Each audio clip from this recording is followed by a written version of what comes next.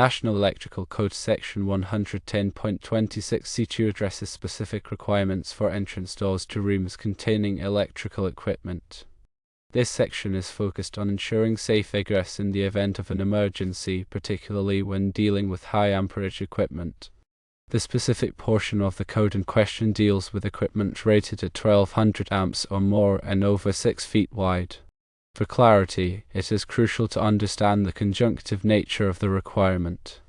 The code explicitly uses the word "and", which means both conditions, the amperage rating and the width, must be met simultaneously for the rule to apply. If either condition is not met, the requirement for panic hardware and the entrance door is not triggered. Let's break down each component of this rule. Firstly, the amperage rating of 1200 amps or more. This refers to the maximum current carrying capacity of the electrical equipment. It's a significant threshold, indicating a substantial amount of electrical power is potentially being managed by that equipment. Secondly, the width exceeding 6 feet. This dimension refers to the physical width of the equipment itself, not the room it is housed in. The code is concerned with the potential obstruction or hazard that a large piece of equipment might present in an emergency situation.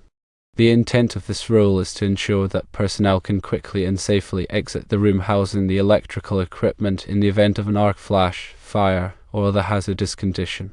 When equipment meets both the amperage and width criteria, the entrance doors must open in the direction of egress, meaning the door swings outward from the room. This prevents the door from being blocked by personnel or equipment inside the room during an emergency. The doors must also be equipped with listed panic hardware. Panic hardware, also known as crash bars or exit devices, allows for the door to be opened with a single motion, such as pushing on a bar. This eliminates the need to twist a doorknob or operate a latch, which can be difficult or impossible during a panic situation.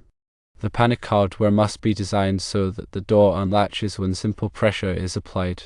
This ensures that anyone, regardless of strength or dexterity, can quickly open the door and escape. Now let's consider a practical example. Suppose there is a 1200 amp disconnect switch being installed in a dedicated electrical room. However, the disconnect switch is only 30 inches wide, which is equivalent to 2.5 feet. In this scenario, the disconnect switch meets the amperage requirement of 1200 amps or more, but it does not meet the width requirement of exceeding 6 feet. Since both conditions are not met, panic hardware is not required on the entrance door to the electrical room, at least not by this specific section of the National Electrical Code. However, it is important to note that other sections of the National Electrical Code or local building codes may have additional requirements for egress or door hardware depending on the specific occupancy or hazard level of the room. It is always recommended to consult with a qualified electrical inspector or engineer to ensure full compliance with all applicable codes and regulations. To further illustrate the point, consider another scenario. If there were a large switchboard rated for 2000 amps and it measures 8 feet wide, then both the amperage and width criteria are met.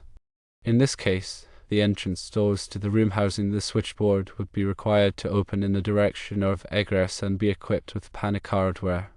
The rationale behind this requirement is that a large, high amperage switchboard presents a significant potential hazard. In an emergency, quick and easy egress is crucial to protect personnel. Now let's delve deeper into the implications of the word "and" in this code section. The use of "and" creates a conjunctive condition, meaning that both requirements must be satisfied simultaneously. If the code had used the word "or" instead, it would create a disjunctive condition, meaning that either requirement, amperage or width, would trigger the panic hardware requirement. The distinction between "and" "or" is critical in interpreting and applying the code correctly. Misinterpreting the simple word could lead to unnecessary expenses for panic hardware when it is not actually required, or, conversely, failing to install panic hardware when it is required, creating a potentially dangerous situation. It's also important to understand the definitions of rated and equipment in the context of this code section. Rated refers to the maximum current carrying capacity of the equipment, as determined by the manufacturer. This information is typically found on the equipment's nameplate or in the manufacturer's specifications. Equipment refers to the specific electrical equipment being installed, such as a switchboard, panel board, disconnect switch, or motor control center. It does not refer to the overall electrical system or the room in which the equipment is located. To summarize, National Electrical Code Section 110.26C2 requires entrance doors to open in the direction of egress and be equipped with panic hardware when the electrical equipment is rated at 1200 amps or more and is over 6 feet wide. Both conditions must be met for the rule to apply. If either condition is not met, panic hardware is not required by this specific section of the code. However, it is always recommended to consult with a qualified electrical inspector or engineer to ensure full compliance with all applicable codes and regulations. Now consider the implications of failing to comply with this code section when it is applicable. In the event of an electrical fault, such as an arc flash, personnel inside the room may need to evacuate quickly. If the entrance door does not open in the direction of egress, it could be blocked by personnel or equipment inside the room, delaying evacuation.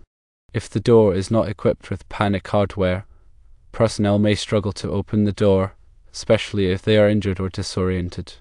These delays could have serious consequences, potentially leading to severe injuries or even fatalities. Therefore, it is crucial to ensure strict compliance with this code section when it applies. Proper installation and maintenance of panic hardware are also essential. Panic hardware should be inspected regularly to ensure that it is functioning properly. Any damaged or malfunctioning hardware should be repaired or replaced immediately. Personnel who work in or around electrical equipment should be trained on the proper use of panic hardware and the importance of safe egress procedures. This training should include regular drills to ensure that personnel are familiar with the evacuation routes and procedures. It's also important to consider the placement of the electrical equipment within the room. The equipment should be positioned so that it does not obstruct the entrance door or egress path. Clearances around the equipment should be maintained to allow for safe access and maintenance. Adequate lighting should be provided to ensure that personnel can see clearly and navigate the room safely. In addition to the requirements of National Electrical Code Section 110.26C2, other codes and standards may also apply to the installation and operation of electrical equipment. For example, the National Fire Protection Association Standard 70E addresses electrical safety in the workplace and provides guidance on arc flash protection and safe work practices. Occupational Safety and Health Administration regulations also address electrical safety requirements for employers. Compliance with these codes and standards is essential to ensure a safe working environment for personnel who work with or around electrical equipment. Now, let's discuss some common misconceptions about National Electrical Code Section 110.26C2.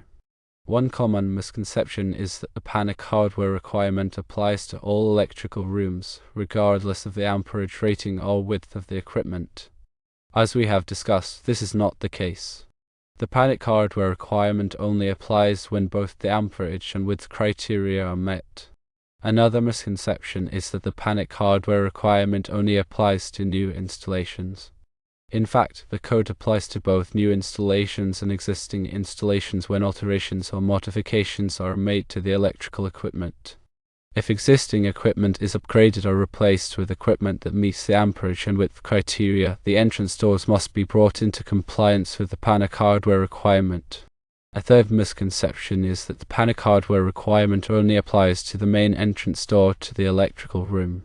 In some cases, the code may require panic hardware on multiple doors, depending on the layout of the room and the potential egress paths. It is important to carefully review the code and consult with a qualified electrical inspector or engineer to determine the specific requirements for each installation. In summary, National Electrical Code Section 110.26C2 is a critical safety requirement that is designed to ensure safe egress from electrical rooms in the event of an emergency. The rule applies when the electrical equipment is rated at 1200 amps or more and is over 6 feet wide. When both conditions are met, the entrance doors must open in the direction of egress and be equipped with panic hardware. Compliance with this code section, along with other applicable codes and standards, is essential to protect personnel from electrical hazards and ensure a safe working environment. Remember to always consult with qualified professionals to ensure proper interpretation and application of the National Electrical Code. Safe electrical practices are not just about following the rules, they are about protecting lives.